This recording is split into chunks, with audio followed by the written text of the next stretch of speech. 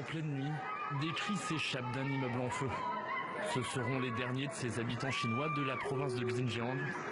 Confinés et enfermés, ils ne pourront pas s'échapper. Leurs portes sont scellées, verrouillées de l'extérieur.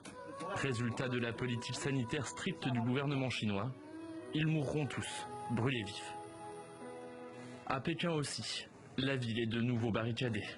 Les immeubles fermés à clé, les rues complètement vides. Face à une explosion des cas de Covid, la Chine reconfine des millions d'habitants.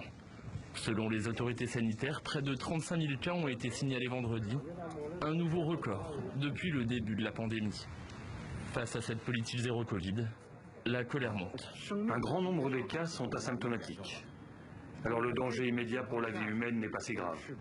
Dans ces circonstances, il vaudrait peut-être mieux que les dirigeants développent une approche plus adaptée à la prévention et au contrôle de l'épidémie, surtout maintenant que l'économie est dans un état d'effondrement complet.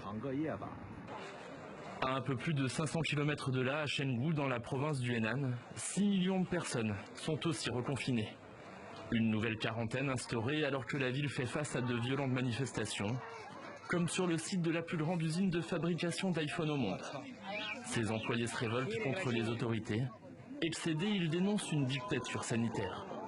Des émeutes violentes dans un pays fatigué par 3 ans d'une politique sanitaire très stricte. Ce mécontentement touche d'autres villes chinoises, ici dans une ville du sud du pays où les manifestations sont violemment réprimées par la police, ou encore dans cette commune du nord-ouest, où les habitants sont dans la rue pour réclamer le retour à une vie normale.